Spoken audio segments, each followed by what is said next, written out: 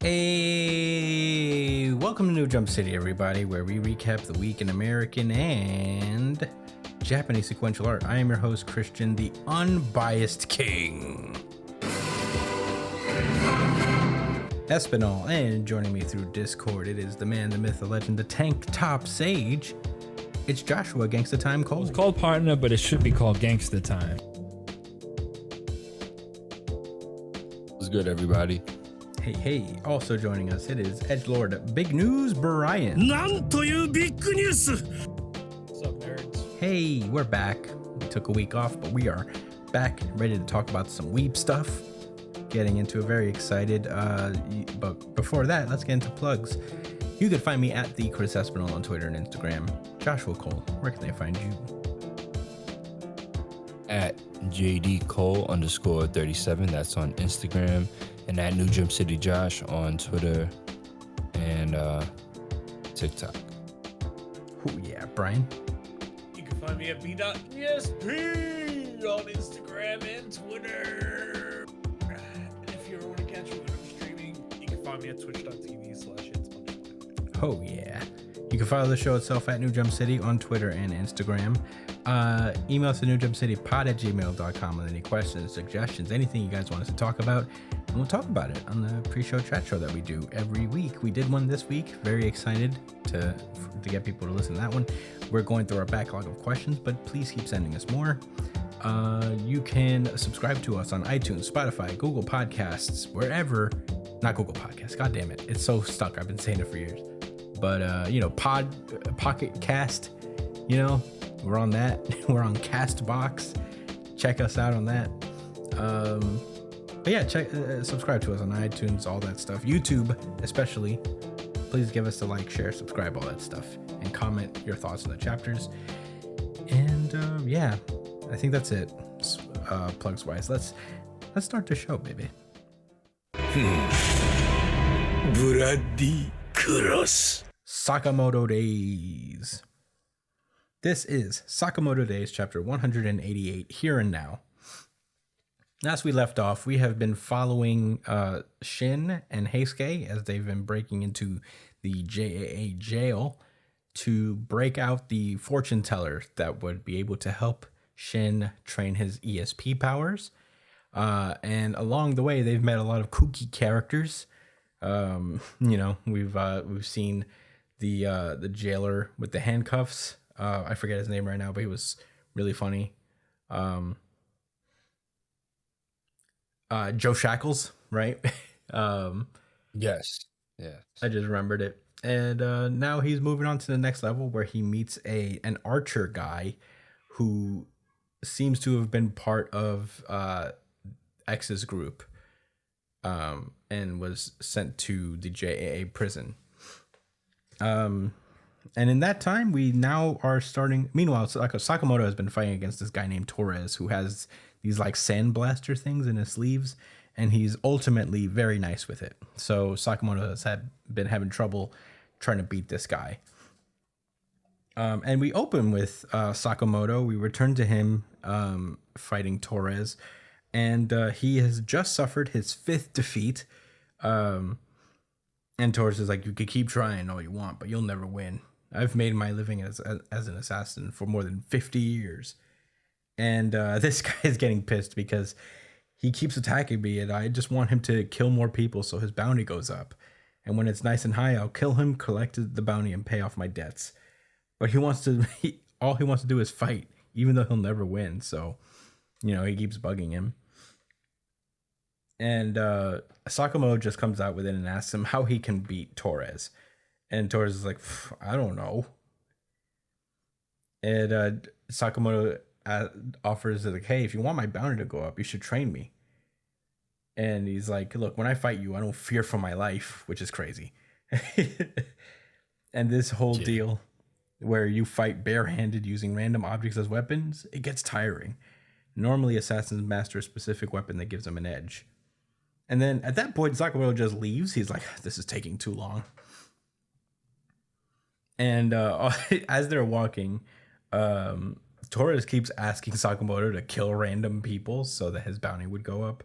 And at that point, that's when Sakamoto's wife pulls up, Aoi, and she invites both.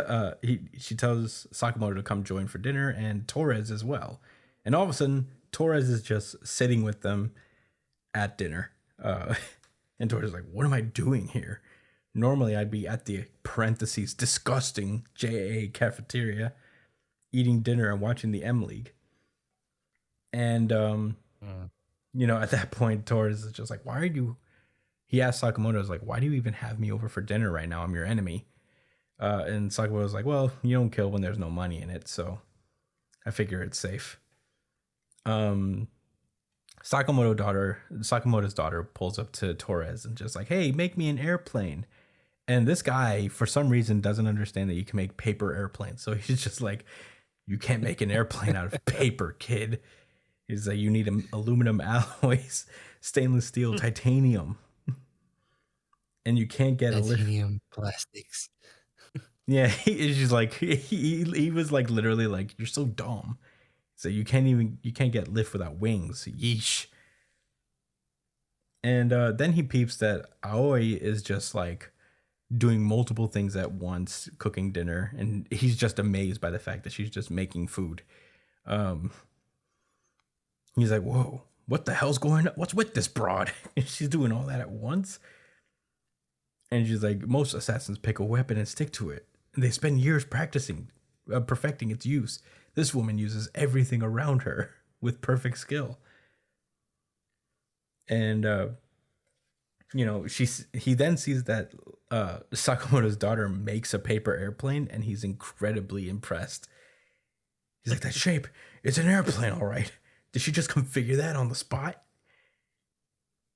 And like he starts analyzing this thing. He just checks her hands, and he's like, "No blisters or bruises. Is she a genius?" Then Sakamoto starts cooking, and then Torres is like, "What the hell? This guy's crushing it right now." He said, "I can't let my guard down." And we then cut to, I guess, after dinner, and Sakamoto is basically kicking Torres out. And Torres is like, "Why'd you hide it? That technique you showed off. How come you don't use it when you fight me?" And Sakamoto is justifiably confused. We then cut over to the JA jail where Heisuke, Shin, and I don't know if you guys remember this guy's name, but for whatever reason I can't. I don't. Well, I could check last chapter. Yeah, could you check it for me, Brian? Tenku. And Tenku. Literally the first page of the last chapter. Nice. His name. Hell yeah. And Tenku are walking down, and Shin is just like stressed because he's using his.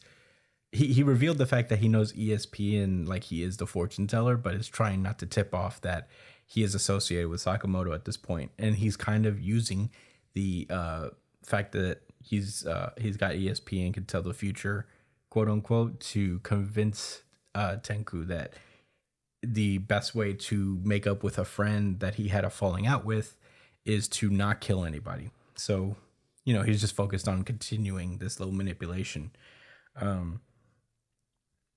And so Tenku asks him, like, how do you tell fortunes, Shin? And Shin explains that he gets revelations, and then he sees a cat and he starts like pretending to freak out. He's like, "Wait, oh, we got a revelation. We got to do a handstand within 5 seconds or misfortune will strike." So him and Heisuke do it, but Tenku does not. So in order to give credibility to Shin's quote unquote revelation, Heisuke grabs a random rock, throws it up in the air, and makes like some debris fall on Tenku to make it seem like the fortune was true. And he's like, whoa, Shin, a misfortune, you're a real deal." And Shin's like, "Remember what I told you?" And he's like, "Yep, don't stop killing people. Then me and my pal can be buddies again." So, that's working out. And Tenku continues onward saying that, like, "You know what? It's already coming true." He says, "The reason that me and my buddy got in a fight was whether or not to kill." And Shin asks, "Who? Kill who?" and it turns out that it's Taro Sakamoto's wife and daughter. Uh, it turns out he and Slur had a disagreement over whether they should kill his family, and they and at the suggestion of it, Slur said it was really freaking out about it and told him not to do it. So that's why they had a disagreement. To which Shin immediately responds by punching Tenku in the face really hard, and Heisuke tries to hold him back, but he says, even if it does violate the Sakamoto family rules, I've got to take this scumbag out right here and now. And that's where the chapter ends. Whoop-de-whoop whoop. Josh, what did you think about Sakamoto Days, chapter 188? After much deliberation in my mind, this was the RGC. Oh! Certified RGC. Certified RGC. Certified RGC. Yeah, there were two really interesting moments in this comic. So the first one was Gonzalez, something like, what's his name? Torres, sorry. Sandblaster Man. Torres, thank you. Yeah. Torres, the way he told Sakamoto, like, how come you don't use it when you fight? I feel like this has to do with, like, all right, I have two theories. There's the literal fact that, like, how comfortable Sakamoto is in the kitchen, like with moving everything he does. Maybe he needs to use like kitchen accessories exclusively on him at all times in order to like really be more effective. But I think it's probably a little deeper than that. I think it's just about like how comfortable, you know, he feels within that space. Maybe he has to treat his fights as if he's like in the kitchen or something like that. I wonder what you guys think. But I guess we will get into that with your thoughts. Anyway, the other crazy moment obviously was Shen turning all the way up when he heard this dude was going to kill, you know, the wife and kid of Sakamoto. It's such a turn of events. Like this guy is strong, and they don't, you know, this kid doesn't have his gun, and you know, I don't think Shin could beat this kid. So for him to just like try to knock him out and fight him here, that was just super duper reckless. I don't know what to think, man. So you know, obviously I'm looking forward to next week and seeing what the result of that is. So yeah, those are my thoughts. Brian? Shen is a very reckless character, though. Like, pretty much every fight he gets into, it's always because of, like, you know, spontaneous decision making. So it doesn't surprise me that he would, like, immediately throw hands with this guy. But this could be just the training that they need to fight this guy and take him out. Maybe they give him a change of heart. Who knows? Or Heisuke gets his bow and arrow and starts using that instead of a rifle.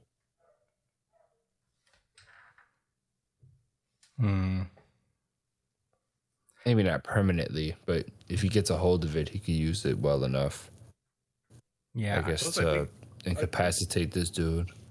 I think Heisuke also has a pistol right now, so there's that as well. I'm just curious what this old guy saw in Sakamoto's cooking. But yeah, honestly, I don't have too much to say about this chapter. I thought this chapter was pretty cool.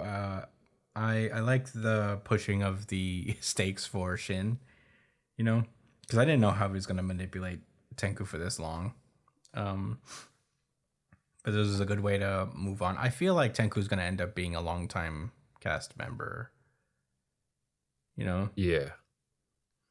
But I could be wrong about that as well. He could just be the antagonist that Shin has to face, like Torres is Sakamoto's current antagonist. So I can see him being a returning character for sure. Mm-hmm. Like they might best him here, but he'll get out of jail. He'll have a reason to get out of jail and want to exact revenge or whatever. Mm-hmm. Or maybe he'll think they're best pals and they Yeah. want to be friends with him, but also kill him. That's like the flavor nowadays, huh? Yeah, he's just like, my bad. I didn't mean to offend you, Shin. We cool.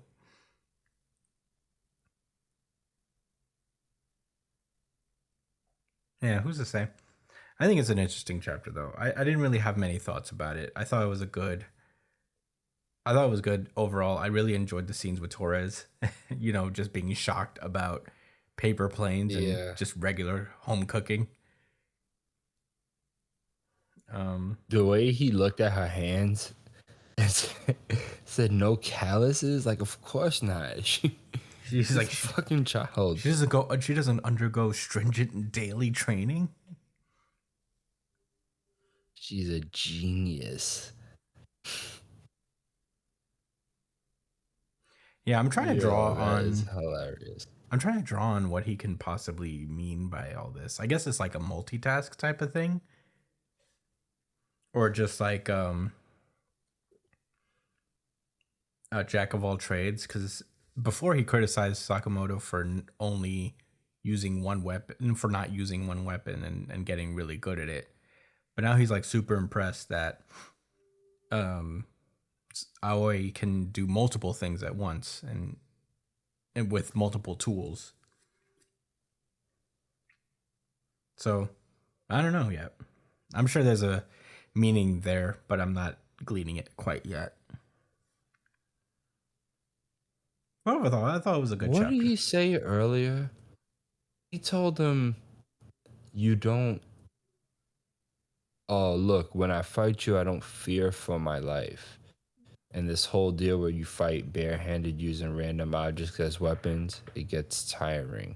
I'm trying to just think about like those words, right? And like maybe he got scared when he seen him in the kid, like how he was moving in the kitchen, also with his wife. I feel like the child thing is a throwaway, just like him overreacting to that shit.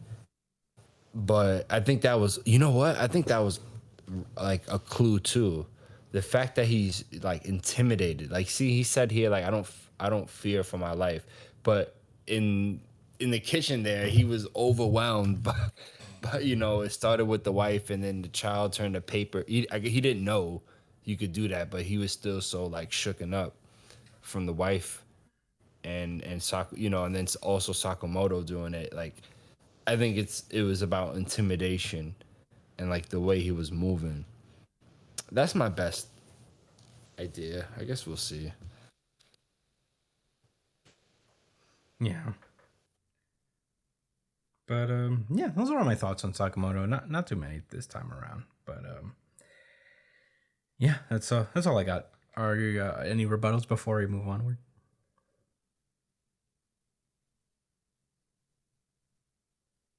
No, sorry. Alrighty then, let's move onward. Bow, bow, bow. Kagurabachi. All right, Kagurabachi, Oh, sorry, go for it. Thanks. Yeah, Kagurabachi, chapter number 56. All right, so what's been going on lately? Well, aside from a friendly wager between the three of us at New Jump City, Chihiro's been fighting a sorcerer on his own, who's been spilling all the information of the I forget the name of them already. Oh shoot, Hakuri? Hishaku. Hishaku. Sorry, Hishaku. Hakuri Yeah, is Hishaku, the kid's name. Is the kid. Yeah. So that's what Chihiro's doing. He won his fight. Cut the dude's arm off, lit. But we're back here in the Senkutsuji Temple, with the two contracted swordsmen to the powerful swords, and a full-on assault of one sorcerer that looks pretty strong and several goons that are basically throwing themselves like literal fodder. With using powered up pills so they could go berserk. That's what's happening here. But this week we start with a nice color page of your boy Hakuri. There's some swords in the background. It's kind of cool. Maybe there should have been some wands since he's a sorcerer, but it's all right. It still looks nice. You guys like the color page? Yeah. Yeah. All right. Do you nice. like the color Okay. page? So I thought it was pretty smooth. Like I said, I think it would have been nicer with like some wands, but whatever. 'Cause he's a Swords are the sorcerer. wands So, of Kagurabachi. What? Swords are the wands of Kagurabachi. Fair. Hakuri's sword is his eye. Yeah. He has Genjutsu. Or whatever. No, wait. Well, I know there's a word for eye jutsus. Yeah. A something gone. Is Damn. gone his eye, I think. While you're trying to think about that, let me actually start the chapter. So yeah, they the swordsman Hakuri and their little squad of ninjas that are sworn to protect Samura, your swordsman, are all in this hectic mess right now. The building's falling apart.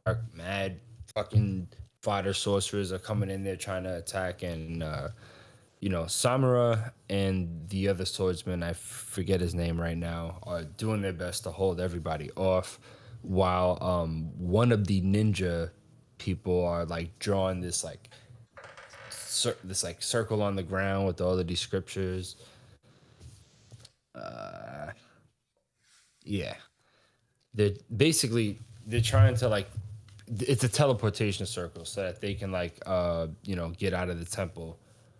But it's just like such an overwhelming presence of like fodder sorcerers that they're forced to make some pretty bad decisions later on, or risky decisions later on. But before all of that happens, we have a cutback to Samura. Basically, when the three ninjas that's like under him joined up,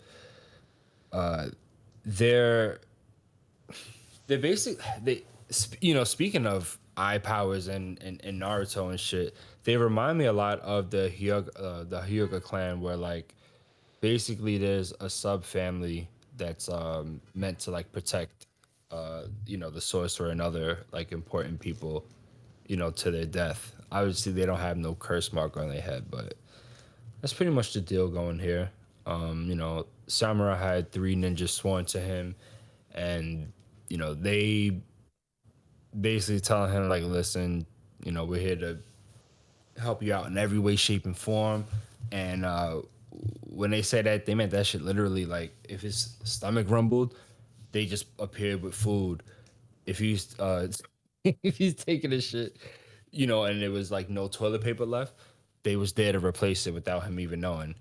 Granted, he's blind and it's hard for him to like do certain things, but he felt like a lot of it was overbearing, and that ultimately, like, he doesn't want to have a relationship with them where it's just a complete take. He wants it to be a give and take. He wants them to have to rely on him the way he wants to rely on them and everybody else in the temple. He wants everyone to be on the same page and look out for each other, essentially, which is cool.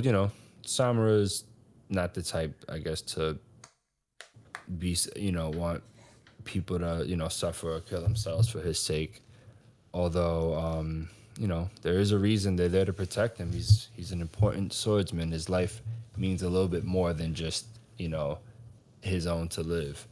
It's bound to the sword, which has been stolen. Anyways, we cut back to the fight, and Samura screams, "We're gonna shred them all!" And you know, the rest of the ninjas is like, yeah, bet. And the girl, no, not the girl, the other enchanted swordsman is like, look, do you really think Master Samura would allow us to transport him? And she's like, nah. Like, you know, he won't let us die for him. However, he is, you know, with all these enemies around, he's essentially like distracted. Like he's going full on like, you know, attack mode. He doesn't really have a lot of time to think. So basically they think that's something they can use to their advantage. So as the fighting continues, the building finally gives away. And I forgot to mention that there's a ton of like roots coming up all around the temple, breaking it apart. That's why everything's so chaotic in the first place. Because of this one sorcerer that's been sitting down talking a lot of shit for a few chapters.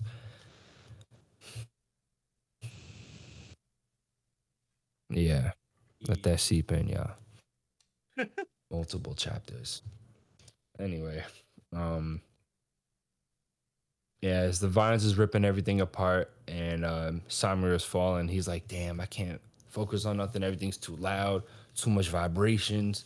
You know what I mean? But there's something I feel like I can feel. Like I can, and like he notices like a really strong bloodlust, which is really crazy because there's literally like groups of people coming after him trying to kill him with a bunch of bloodlust, but he recognizes a really sharp one and he pulls up to it, and it ends up being the other swordsman whose name we still don't remember for now. So he draws Samura to him, and they had the fucking summoning circle right below them. So with that, the girl jumps out and transports the two swordsmen out of the temple, much to Samura's chagrin. So they're outside the temple, and they have Hakuri with them too, who tried to use his power like a little bit earlier, but ended up passing out because he still needs to recharge, and he's just not ready yet. But it was admirable. Yeah, so the swordsmen are going back and forth about like the importance of their lives, and you know, Samura doesn't want to let those three, you know, ninjas like go, like, and just like, you know, allow themselves to pass away without him like trying to fight for them. But at the end of the day, his life weighs a little bit heavier, and it's just not worth the risk. But right as they was about to head out, your boy Hakuri gets up and touches both the swordsmen and summons one of the swords, Tomimune. And then we hear Crow as a bunch of black feathers fly up out of, like, amongst all of the fighter sorcerers. And in two panels, we see all of them get sliced up. And then in the next page, the final page, we get a spread of your boy Samura with his enchanted blade and thousands of crows. And he's like, you guys are fired. Talking to his ninjas. Talking to the three ninjas. I'm assuming. They disobeyed his orders. Really sick. And that was the end of Kagurabachi, chapter number 56. Brian, what were your thoughts? I hate to say it, Josh, but it looks like we're about to be wrong Burgundy. Don't give up yet, Brian. But give your thoughts. This is a pretty fucking sick chapter, I'm not gonna lie.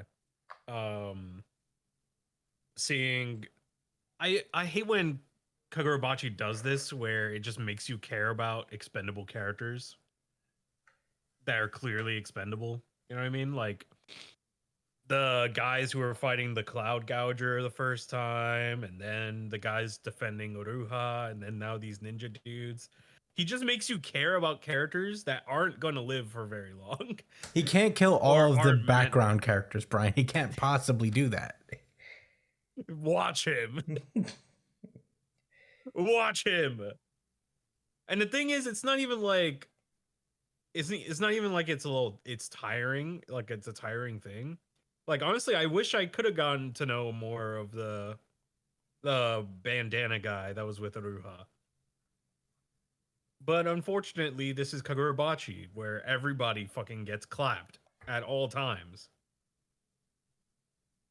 You know? So it's a pretty crazy thing for him to do. And it's honestly like very good at tugging heartstrings.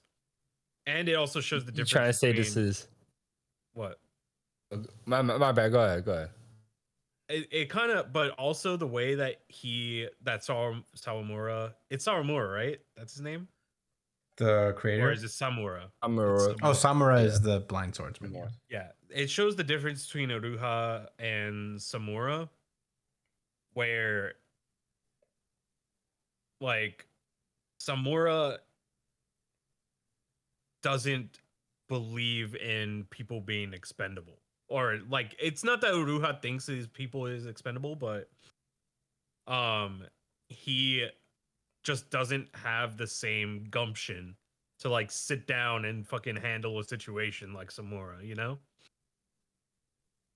Like he really has that responsibility of a legendary swordsman. And it shows. Like he's probably one of the most like worthy of wielding these swords so far, in my opinion, just off of this chapter alone. Because even without that sword, he was still going to stay there till the bitter end, which, you know, is reckless. And, you know, in the long scheme of things, that would have been really bad if he died. But, you know, you need somebody like that with those kind of powerful blades, right? Like, somebody who has strong morals and strong like, well, not strong morals, but like strong beliefs, you know? So it's pretty cool to see this character kind of stick to his guns until the bitter end. Thankfully, Hakuri clutched up, which was pretty sick. But yeah, pretty fire chapter. Honestly, RGC, I think. Yeah, this is my RGC as well, but Certified RGC. Certified RGC. Certified RGC. Yeah, those are my thoughts. Well, we're getting closer and closer to Samura surviving this arc. Which is cool, you know. He may not survive the arc. I will say that. It's not over yet. But, you know, maybe what will happen is that the fact that he went back to save these guys will be his undoing. And then one of them will become the new blade wielder. Sure, there's still a possibility for me to be wrong, Burgundy here.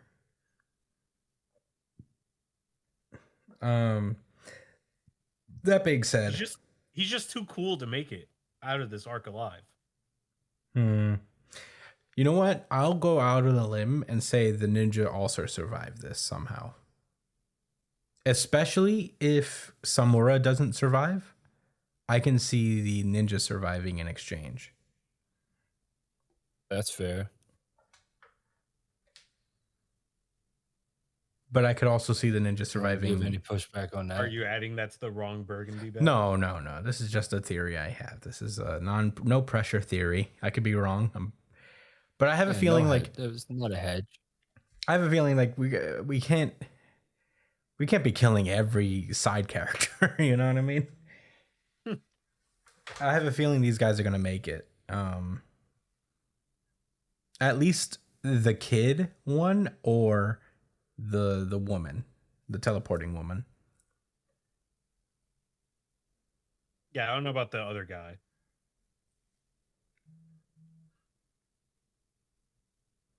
Yeah, I'll go out on a limb too. I think if the swordsman survives, then the three ninjas will too. Well, I think especially if Samura dies, I can see the ninja surviving. As like, you know, because he's sacrificing his life for them, in theory. It's like reverse to what happened with Uruha and his guys. Yeah. Also, I feel like there's a lot more depth to the ninjas in this case than than Uruha's bodyguards were for him. Yeah. Because these guys are ninjas. Yeah, and you know, they seem to have like an actual rapport. And especially with the kid, the 20-year-old child Yeah. that, you know, copies him and wears his sunglasses.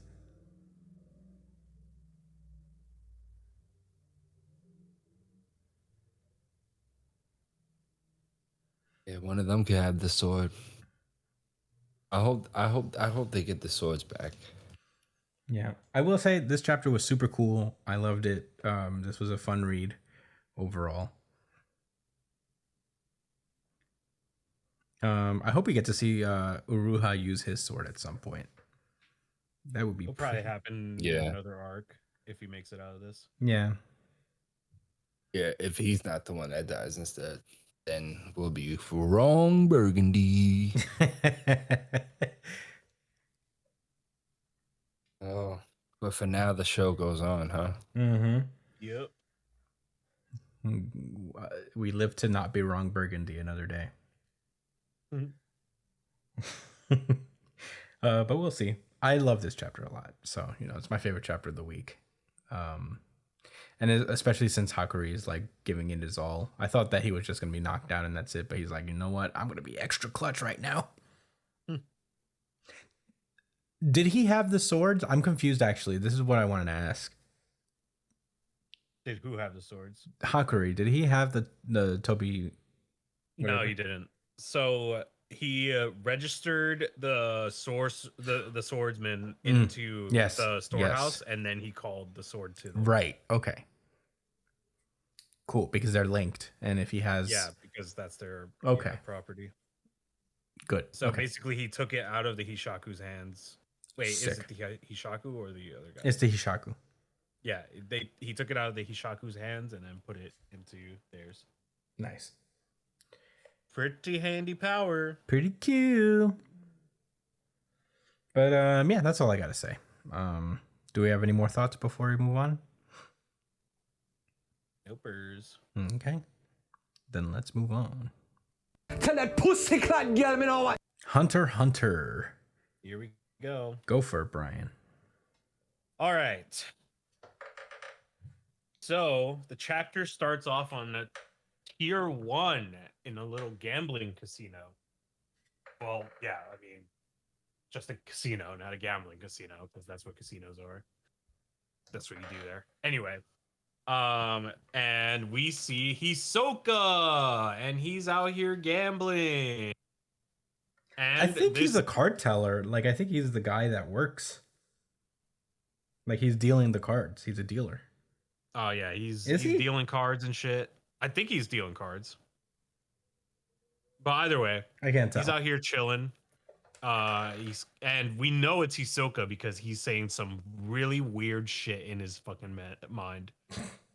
He's like, I got pretty normal tastes. When I heard about exterminating the ants, it didn't turn me on because they were ants. I'm not into bestiality, that fucking weirdo. I'm not into bestiality. I don't like orgies. I just like to go one-on-one with people. I'm monogamous. It was sad, but oh well. There's always solitaire. And we see Bonolanov. He's the guy who's wrapped in bandages for the Shadow Troop. He is disguised himself as Hisoka, which was a long-running theory that it was either Bonolanov or Hisoka, not Hisoka, or Crollo that people saw like earlier on. So good on the community for catching that. But Mark. Bonolanov is like, I didn't expect to come across him in the tier 1 VIP casino. He's not another fake Hisoka, is he? Which is an interesting thing for him to bring up because some people think that Illumi is actually Hisoka. So there's a chance that this could be Illumi as well, but I doubt it because this is very in-depth Hisoka thinking. Yeah, I think Uh, this is supposed to be the real Hisoka because we got to see in his mind. Yeah, so that's definitely him. And we get Also a flashback. the Oh, things after his words, the suits, like the diamonds, the hearts, and stuff. Yeah. well, That's how he Benolonov did talks. whenever Oh, Benolov you're talked, right. he also had that earlier on. So, I didn't even um, know. but this is very Hisoka dialogue. Um, and we get a flashback to him talking to Krollo as they're planning their plan. And he basically tells him, "Yo,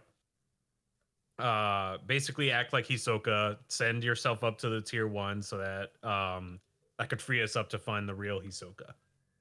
And he's kind of like, "All right, well, I found Hisoka, but I'm not really going to be able to fight him anyway, so I'll just transform into some other guy." And we finally find out what his ability, like what his Hatsu really is, and it allows him to transform to somebody he's talked to in person, and he can maintain that transformation for as long as the amount of time he spent with that person. So he could be any body size, any like, big or small. Um and yeah, basically that's it. And we also get a flashback to when he encountered the punching thoughts lady. Hold You on, guys remember Brian. her? Can I Oh, mention one thing? It does say that this is only one of Benolov's abilities. oh shit. I didn't even notice that. Yeah. Interesting. So He he also has has a some mean more up left his hook. sleeve. He also has that like weird holes in his body thing that he does. Oh yeah, didn't he have a fight during Yeah, he thanks Phaeton. They fought Chimera ants. I forget what the rest of his shit is, but this one here is very useful in this instance. Yeah, I remember this Uh, guy had like a bunch of holes in his body, and he would like channel sounds through the hole, like the way the air would like travel through the holes in his body. It's very weird. Um, so he's just like talking about what happened with the punching lady and the IV guy. These two are Char, I believe.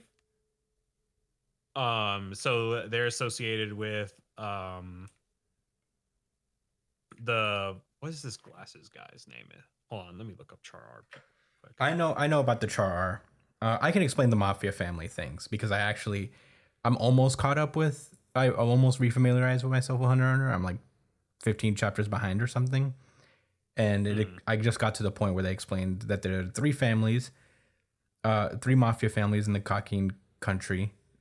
They're all headed by illegitimate members of the royalty, so of the royal family. So the Cha'ar and the Shiyu are run by the illegitimate brothers of the king, while the Hei Li are run by the illegitimate daughter of the king. And they're in this weird power balance kind of war that was kind of tipped by the Phantom Troop and Hisoka. So the Phantom Troop have been heavily associated with all the mafia families. And they're just using the mafia as a means to the ends to finding Hisoka. But the mafia family is also very aware that the troop is dangerous and they would like to eliminate them if possible. Yeah. So One person's a garlic head, one person's a broccoli head, Yes. and the other one Yeah. is, The other I one is guess, just a normal. spaghetti. Is she a spaghetti? I don't know. I have no clue. Yeah. Maybe. But so the punching thoughts lady, her name is Lynch. Yeah. So but she found out from punching Benolanov that he wasn't Hisoka. But as she found out, he knocked her out at the same time, which was great. And then the IV guy, his name is Zakuro. He knocked him out, I guess, and then acted like Zakuro when Lynch came back to her senses. He basically did this just to confirm whether she heard him or not, and she did. and that's unfortunate for her. So he killed her. He then killed her and then pretended to be Lynch, so that he can trick Zakuro into meet like getting the GU into meeting with Hisoka, which is him. So he acted like two different people, and then he really led him off the scent and basically made it so that the mafia won't connect her death to him or Hisoka. And then he kind of goes into why everybody else wants to find Hisoka before Crollo, which is essentially they don't want Crollo kind of, you know, losing his shit essentially, or like losing who he is. So everybody wants to go and find Hisoka and kill them before Crollo can. And we also get a little info dump on this guy who appeared in the Phantom Troop flashback a few chapters ago. And this dude was responsible for the kidnapping of one of their closest friends, and also one of the people responsible for her being chopped up into very small pieces and hanging from a tree in a bag. Pretty brutal. Oh, so It that's turns who out he that was. yeah, unfortunately, this guy was also the chairman of a charity foundation dedicated to helping children. And he was brutally murdered 10 years ago. I wonder who did that. And we see Crollo is kind of just walking around doing some shit. I guess he's looking for a specific treasure on the ship that he'll need to kill Hisoka. So that's what he's been up to. And we finally cut back to the rest of the boys. Phaeton, Finks, and and what's his name? Why can't I remember his name? He's Shoot, why did I just forget his name? Oh, the number one character, Nobunaga. Nobunaga. There you go. Nobunaga. Literally one of my favorite Phantom Troop member, and I forgot his name. And he's currently Mr. talking Unbeatable. he's currently talking to. Hold on, I just looked up this guy's name. Kenny Wang. And he's in a meeting with them. Like Nobunaga is talking to them, and they're kind of discussing what's going on with the Haley. Based off of what they gathered, they're starting to think whether the Haley really is on this ship, or if Morena is kind of leading like a rogue faction that's pretending to be the Haley. But they kind of came down to the like the assumption that they are Haley, but they just don't know what they're after. But it turns out that the Haley actually operate very similarly to how the Phantom Troop operate, which is kind of the leader gives them a goal, and then she leaves the rest of it to those guys to figure out how they handle those things. And Nobunaga kind of says that it's basically straight out of their playbook. And Nobunaga also clocks that the Haley are just trying to destroy literally everything. Everyone on the ship, everyone, including the the royal family and the Kakin Empire itself. And they also come to the assumption that they are doing this to obtain power at the same time. Which is a little hard for the Cha'ar to kind of wrap their heads around a little bit. Aside from Jing or Ging Wang, I'll just call him Wang. Wang seems to be a little apprehensive to them knowing this stuff anyway. But is this the GU underboss or no? This guy with the fucking mustache. The guy with the mustache is. These are. I believe this is the GU. I know. Oh no, maybe Because there's. Henry is the GU under. Okay, so yeah, this is Char R. So they're both Char Mm-hmm. because Wang is also Char. Yeah, they're Char R.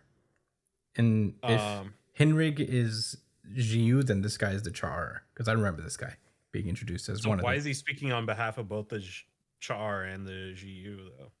Because they're kind of in an alliance to kind of deal with the spiders at the moment. And also with Morena. Okay, so essentially oh wait, Nobunaga has a sword. Yeah, he's been had a sword.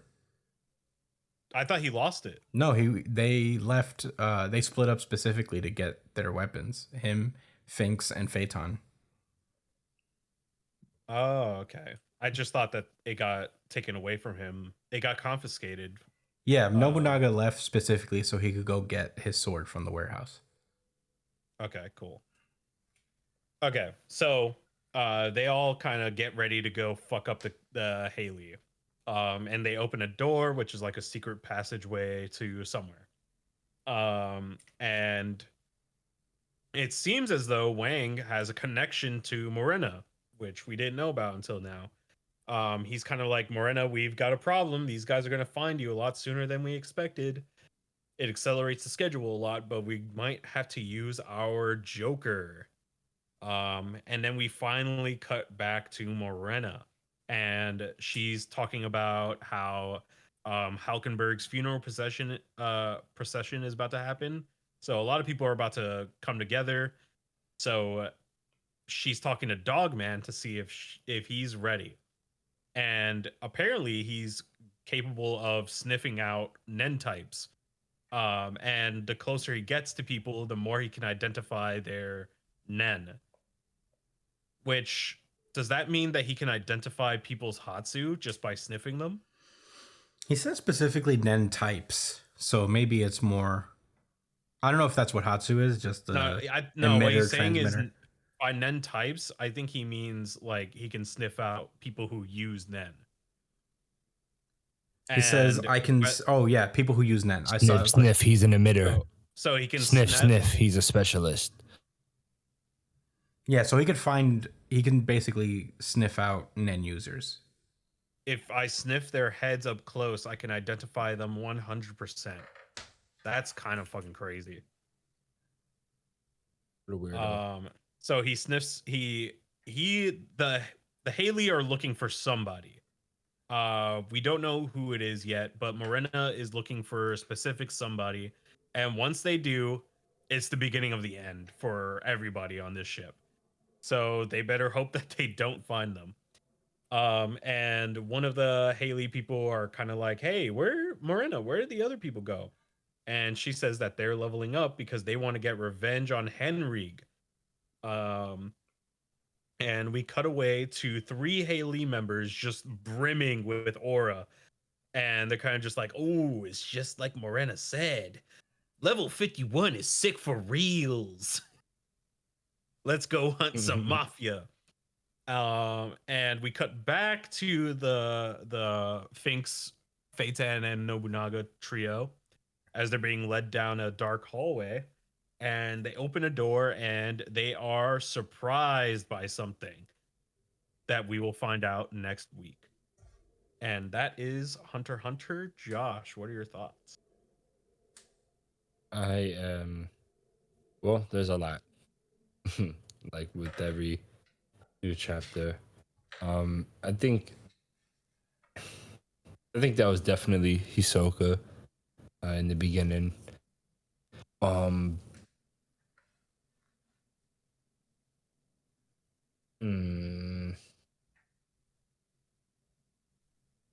Just, man, this kind of feels like One Piece, where there's so many like storylines and you know that they're gonna converge in certain ways.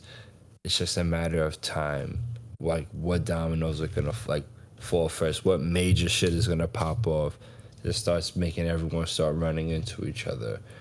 that's definitely Hisoka up there on the first level casino.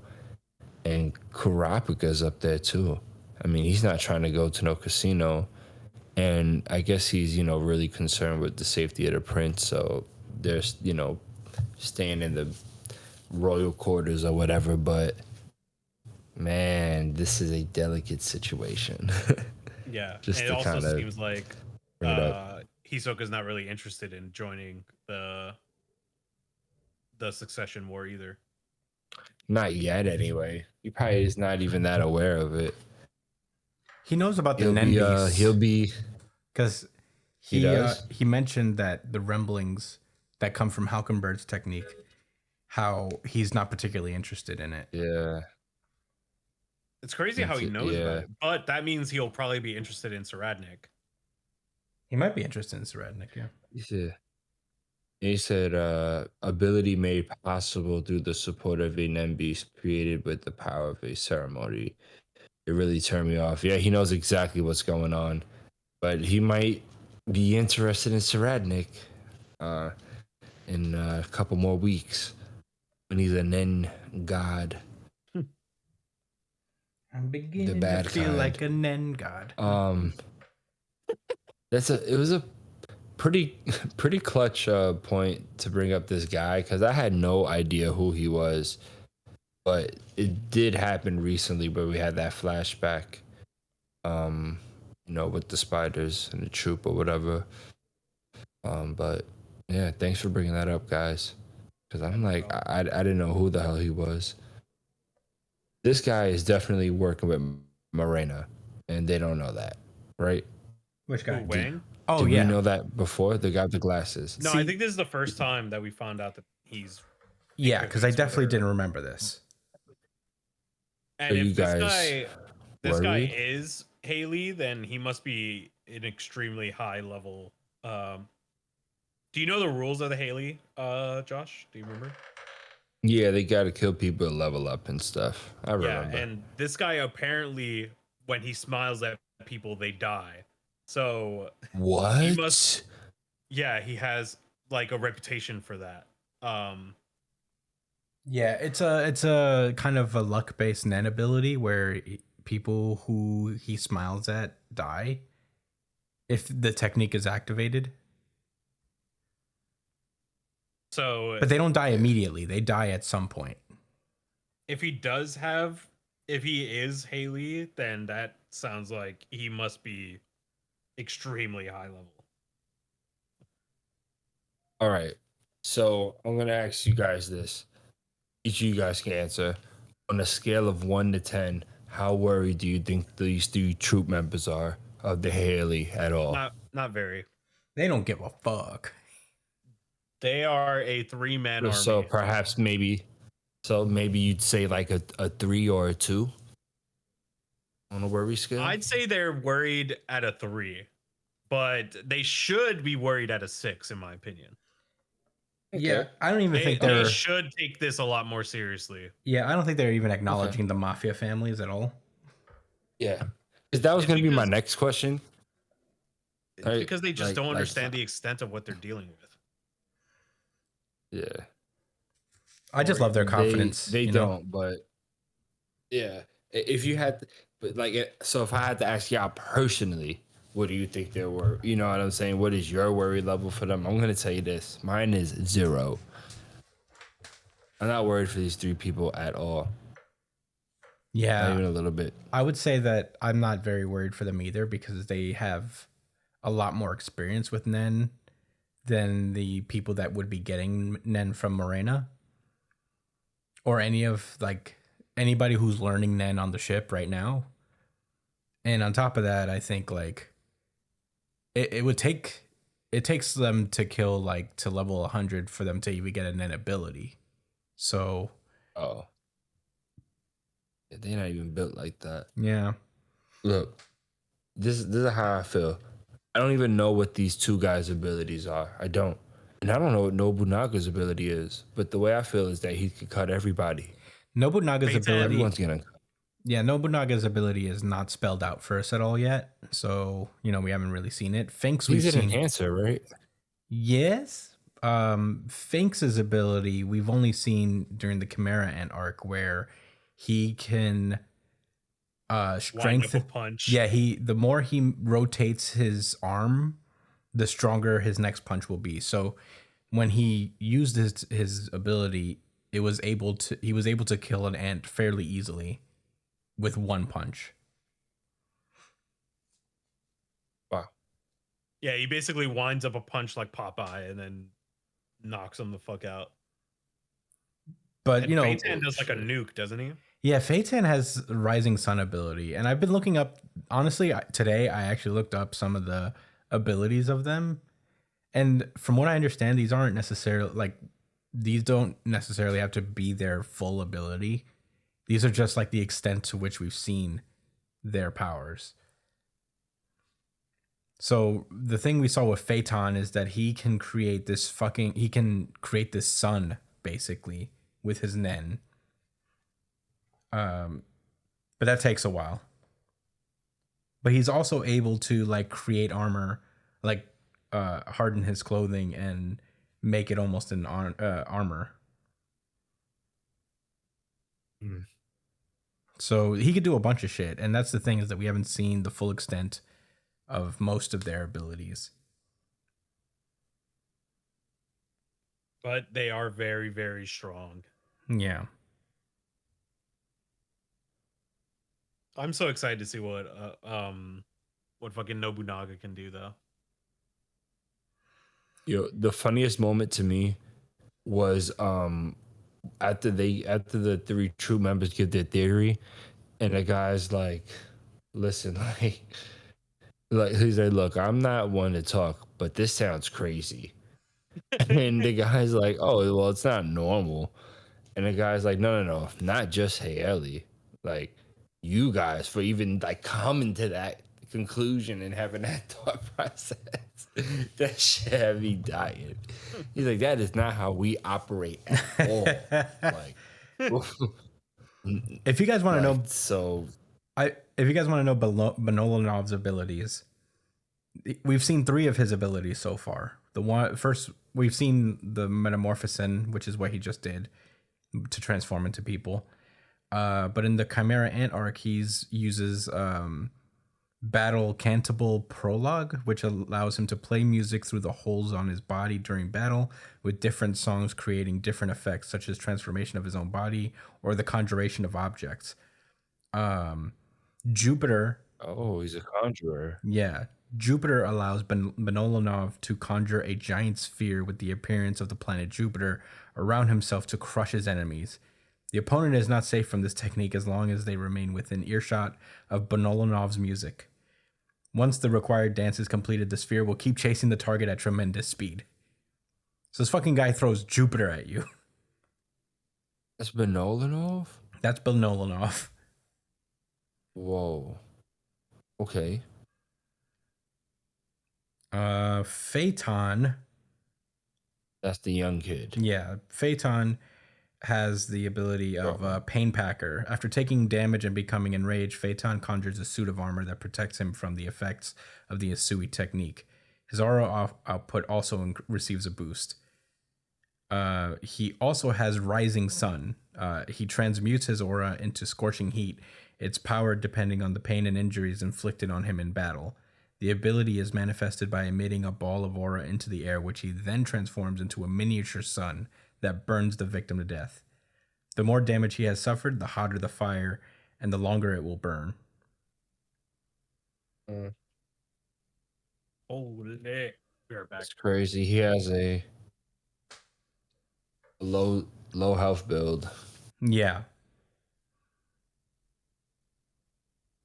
All or nothing. No, it's not all or nothing. It's just he operates at that deficit. Yeah. That's crazy. Yeah. And then the other guy just punches super duper hard. Yeah, he's One Punch Man if he winds up his punches. But I feel like that's not the extent of his ability. Maybe there's more to him. Yeah.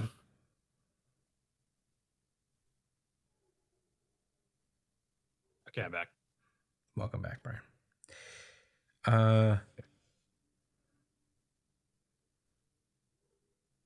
Yeah, I mean that's okay. Well, Yeah, I've given all my thoughts. I think everyone else has. I Yeah. have not.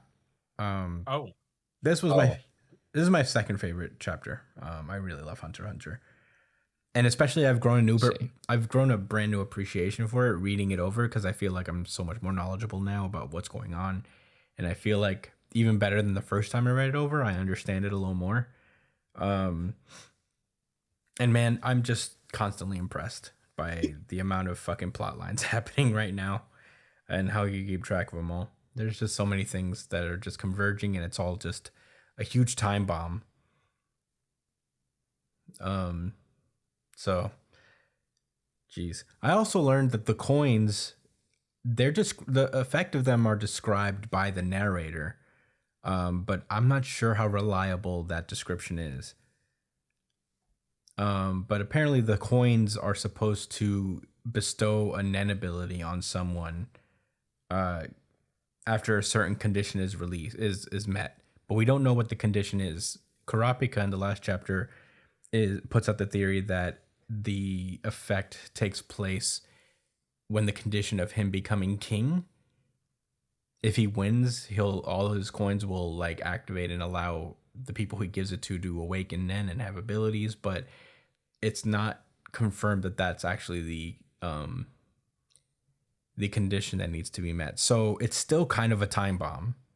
what in a if it sense. happens when he dies?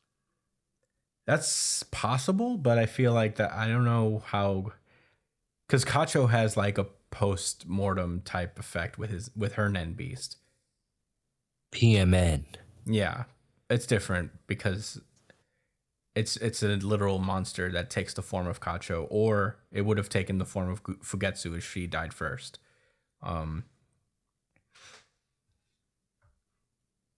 But yeah, I don't know. It's still a time bomb, so the coins can in theory go off at any point. We don't know the actual condition that is required so that the coins would actually like take effect.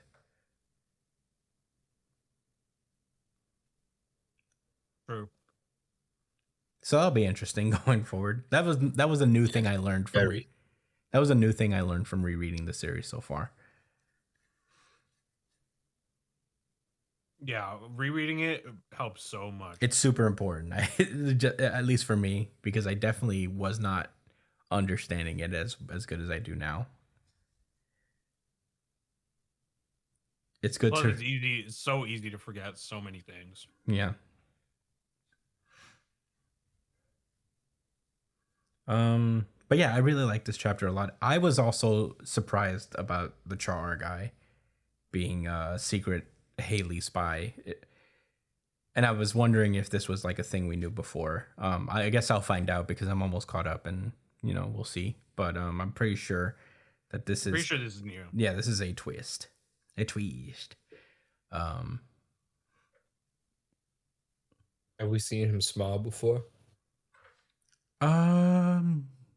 No? Who, Wang? We have. Oh, who do you smile at? He smiled at some random guard, Oh, okay. and the guard was like, "Please don't smile at me. I don't want to die." I think from what I understand, his technique has to be his like ability has to be activated for his smile to eventually kill you.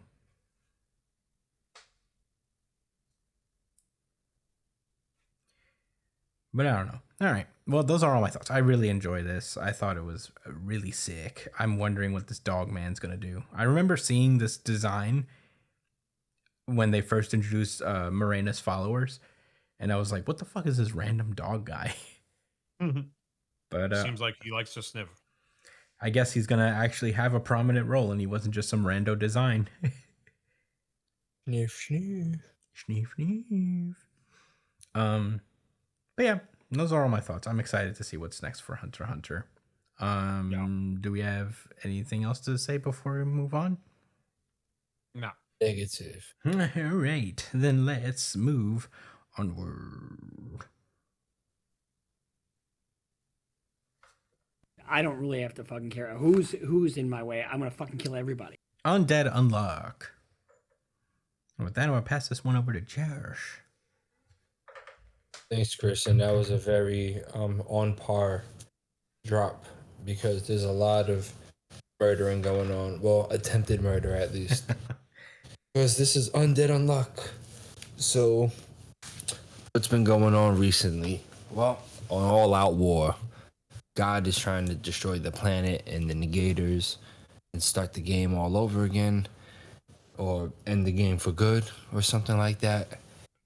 And the negators are caught up in basically little pseudo one-on-one matches against like the various master rules.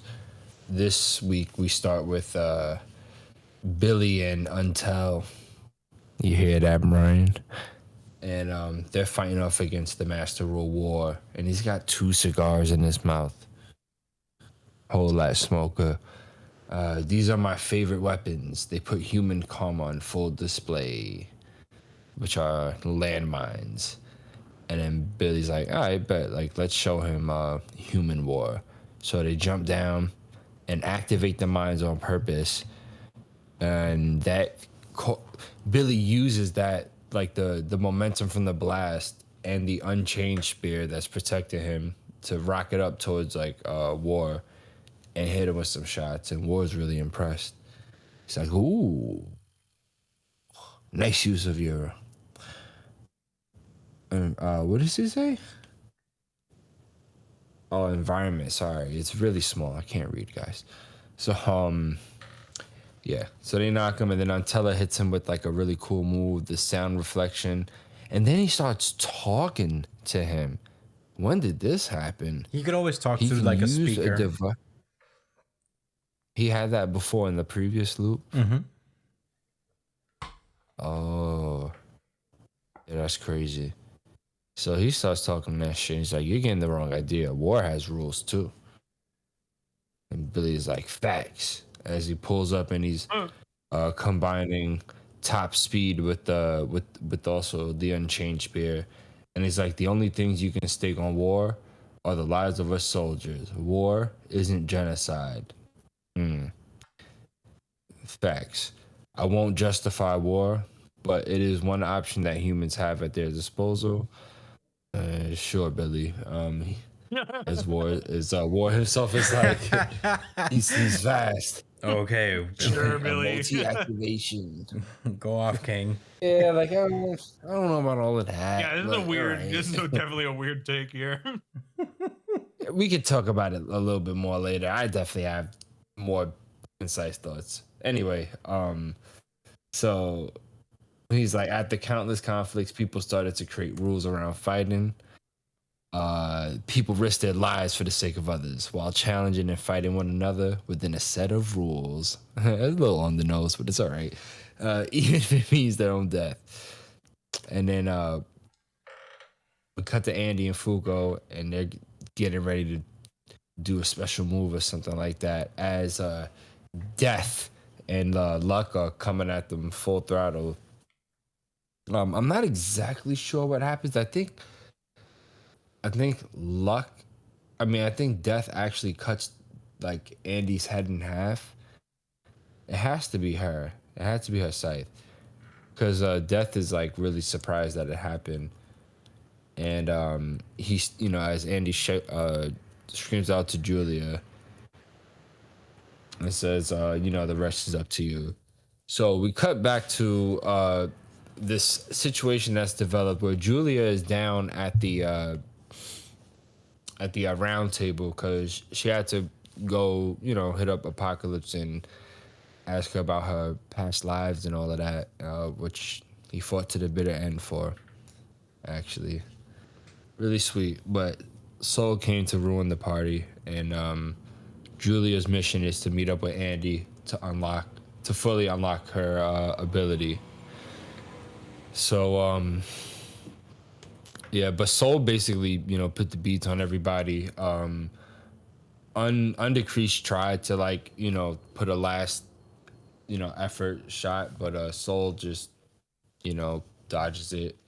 And Nico is down there too, and he can't really do much to Soul, but he's trying to tell Julia to just go. Meeting undead is the key to manifesting injustice. And Soul is like, unforgettable, huh? It's useless. So go for it. You know you want to. Me? Yeah. What do you mean? No. Oh, okay. Okay. I thought you wanted to give a go at the sarcasm, but it's No. all right. So he's like, I won't let you. I won't let you get to undead. He puts up a soul wall. He's cheating. That wasn't stuff he could do before, but whatever. He can make constructs with his soul, like the Green Lantern, apparently. And he shoots Top and Julia down, which is really sad because I was hoping Top would be like, "Bitch, I could run through this," But I guess he had his moment already.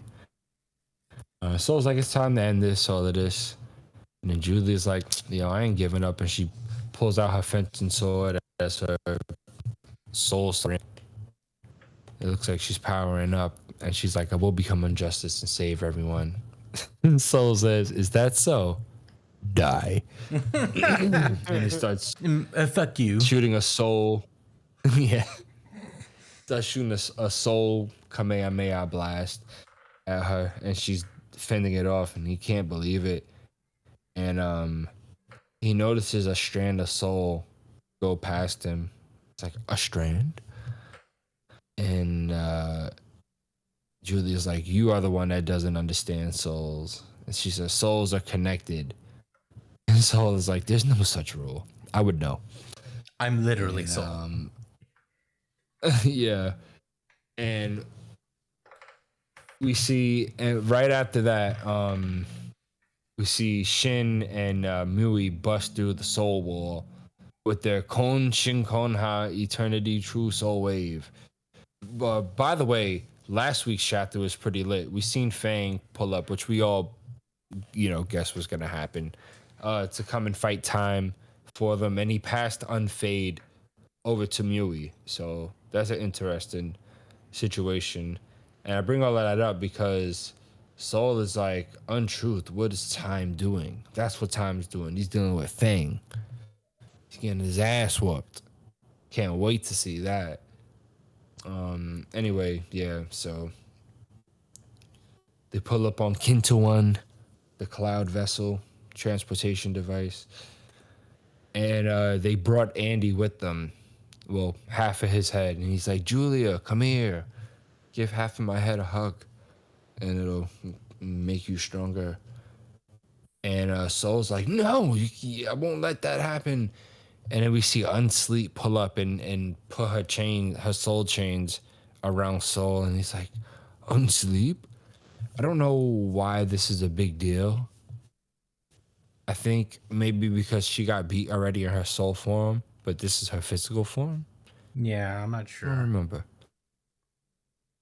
Well, Soul was surprised, and so was I a little bit. And then Julia stabs her sword into Andy's half head and says, "You're needed, Victor." And that was this week's Undead Unluck chapter. Brian, what are your thoughts? I don't get what Billy is trying to say about war. What is it good for, really... man? He's like, "Hey, guys, I don't really fuck with war, but hey, we could do that though as humans. We be doing that, bro." Be like, "All right, Billy, bring back Sean. Where's Sean at?" This was your favorite character, right? Oh, Billy talking that bullshit. It's pretty cool to see Julia putting in work as she should. She's kind of like second Fuko in this universe, in this redo. And she has her cool ass rapier. She's looking kind of sick. She's out here parrying a fucking Kamehameha. It's pretty sick. Pretty cool shit. But yeah, honestly, I don't have too much to say about this chapter. Aside from, Victor is about to come in here and fuck shit up. Does Victor get stronger when Andy gets stronger or no?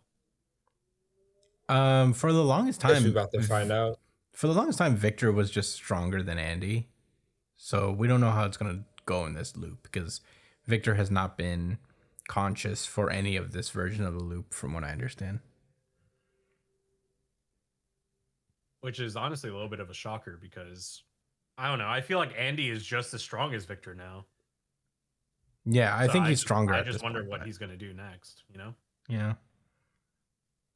But yeah, those are my thoughts. I thought this was a good chapter. The only thing it felt like, I definitely feel like the more Undead Unluck comes out, the more I'm convinced that it was canceled. Because a lot of things are moving super duper fast. I felt like this chapter was just like, it was good, but it was like really paced very fast and very quickly. Like, so many things are happening all at once. I'm still kind of confused as to how Andy even got there. Because the last we saw, I mean, he was getting cut in half with the with Death Scythe, and then all of a sudden his head just falls into the round table room. So, you know, I feel like a lot is going on, and I feel like we're getting that push to the end. I don't think we're gonna get the one-on-one fights that we've been hoping for. But yeah, I mean, I'm looking forward to seeing how this goes, but I just couldn't shake that feeling the entire time I was reading. It was like, man, we're moving, huh? Like, we're already getting Victor involved. I feel like that's more of a last resort type thing. Yeah.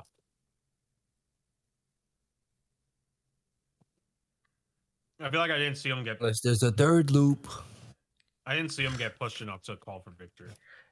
That's the thing, is that like the whole point of this loop is that, you know, Victor and Juice were supposed to step aside, you know, and let Andy and Fuko like kind of take over, and then it's just like immediately Victor. Victor, help me! I think they need Victor to unlock Injustice, and Injustice is an important ability Yeah, to help them. But I don't know. I don't love it either. Even with that, I think that's a charitable interpretation.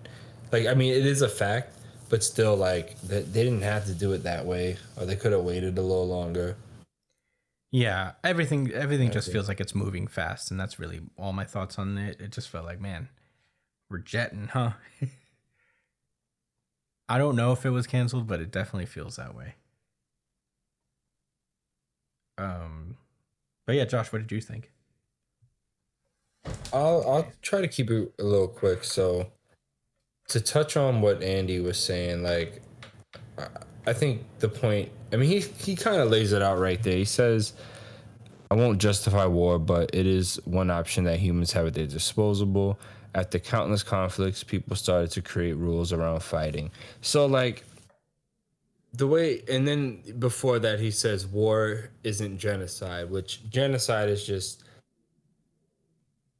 like wanton killing and extermination of people, which is on a completely different level from two groups of people, whether that be nations, villages, or continents, whatever it may be. Yeah.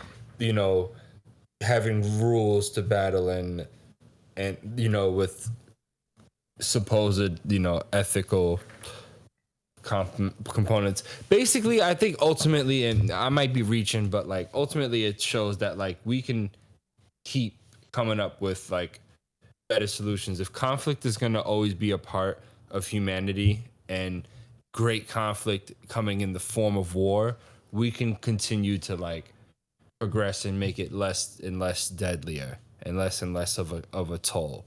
You know, I brought this up probably a few times, but you know, my favorite sport is lacrosse, and part of the history of lacrosse is that it started with Native Americans, particularly up in the Northeast, like around where we're at, like over in like upstate New York and Canada. Anyway, they would settle like conflicts between tribes with lacrosse games. You know, it started off as like fights and shit first, but eventually they started just playing lacrosse to settle like tribal disputes. And I thought that was beautiful. They found a way to not kill each other and just have fun, Yeah. talk shit and hit each other. So, yeah, that's how I feel about what Billy was trying to say. It was said a little fragmented and weird, but if you read it all the way through it, I can see what he's trying to say. He's like, people risk their lives for the sake of others and while challenging and fighting one another within a set of rules. I think that was being really on the nose for like, the theme of the series or whatever. Yeah.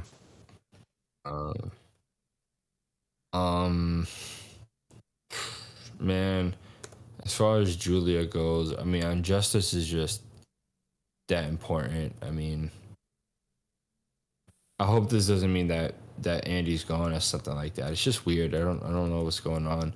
Death and Luck fighting against Undead and Unluck. I wanted a little bit more out of that. Maybe we still will get more, but if Injustice manifests their ability, I think she'll be able to cancel out their powers and make the fight really easy. So they're pretty much as good as one as far as the one-on-ones go. So it's not looking good, fellas. It's not looking very good at all for the prospects and agenda.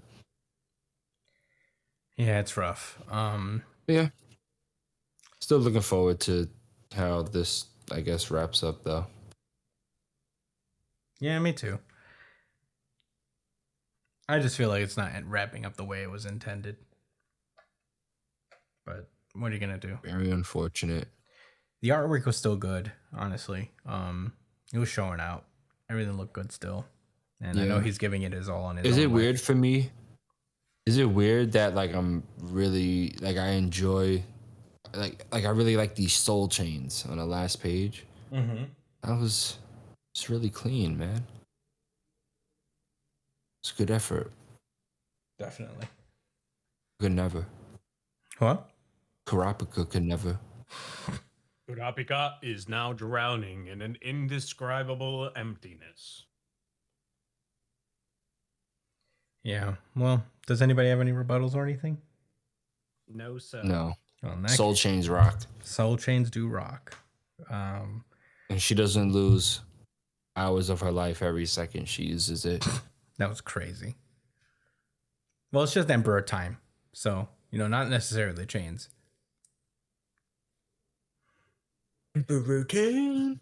Yeah. But yeah, that was Undead Unluck then. And that has been our show. Wowee, thank you guys so much for listening. As per usual, you could find me at the Chris Espinal on Twitter and Instagram. Josh is at JDCole_37 on Instagram, at New Jump City Josh on Twitter. Brian is at B.ESP on Instagram and Twitter. You can follow the show itself at New Jump City on Twitter and Instagram. Email us at newjumpcitypod@gmail.com with any questions, suggestions, anything you guys want us to talk about, and we'll get on to it in a pre-show chat show. I hope you guys are enjoying that show as well. It's very fun to do. So yeah, let's get some convo going on that. Subscribe to us on iTunes, Spotify, Castbox, Pocket Casts, wherever you listen to podcasts. We're on there. We're on YouTube as well. Please give us a like and a share and a subscribe if you guys enjoy the show. And yeah, that's it for the show this week. Thank you guys so much for listening. We'll see you next week. Stay safe, New Jump citizens. Peace. Peace out, yeah.